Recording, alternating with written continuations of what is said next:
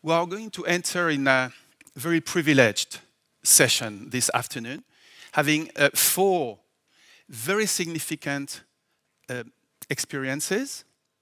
Lisbon, a capital city, which was the first city in Europe to have PB as a capital. And it's 10 years. They are with us for their 10th year's anniversary. So that is very significant. We have the privilege to have as well Paris, which is, along with Madrid, that we are going to have, 2 European capitals with probably the highest resources being discussed ever in Europe. 100 million euros per year. So these are significant resources. And we have the 3 of them are working within the administration. The 4th is somebody that you met this morning already, Lerner, who has been since the beginning in another mega city. It's not a capital, but it's New York. New York is having also its participatory budgeting, which was a reproduction from what happened in Chicago at wards level, at districts level. Very briefly, the dynamics will be the following. I'll introduce very briefly each one of the 4 presenters. They will have 12 minutes to present. Some have videos, other PowerPoints. And then, during 5-7 minutes, maybe you can have discussion in the tables, maybe if you gather or you stay as you are.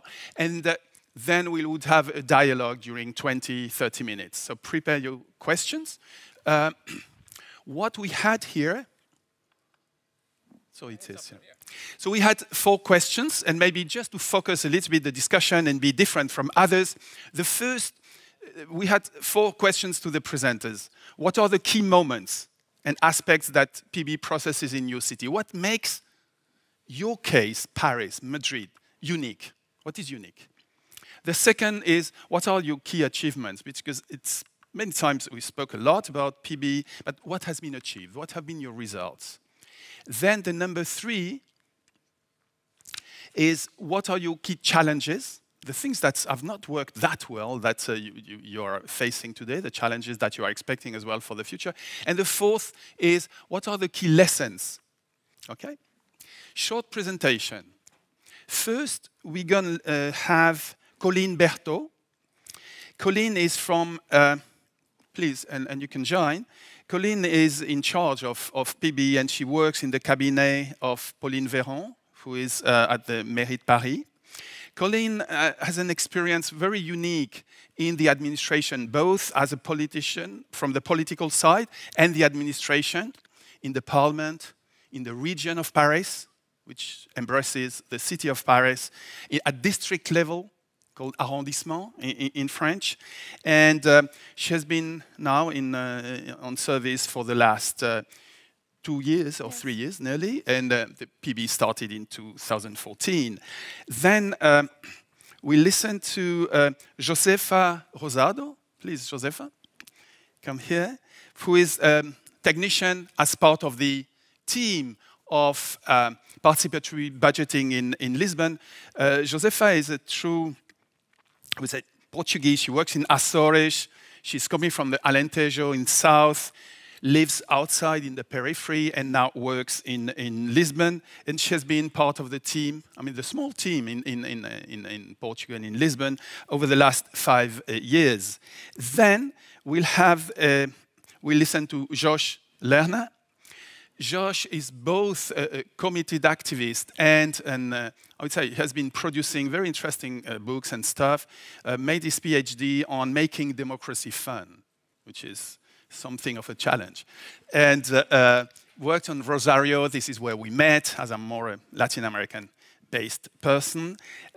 He is the founder of the PBP, the Participatory Budgeting Project, which is active today in 30 American cities. It's not small. And they started 10 years back.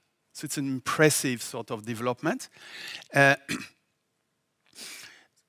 interestingly, I mean, to be coherent with what they say, you decide better together that he was the director and now is the co-director, and the Shari Davis, who is here, became very recently the other co-director. This is very interesting on losing power, as we were mentioning this morning.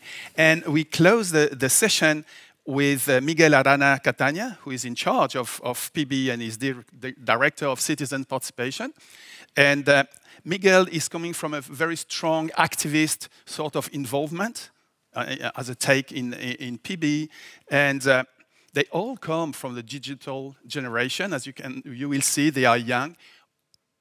All of them, apart from Lisbon, all of them in their 30s still. And for people like us, coming from a very old generation of the 80s in Brazil, this is quite impressive when you see how Brazil collapsed. And then you have a younger generation, and this helps to understand the digital aspect of it.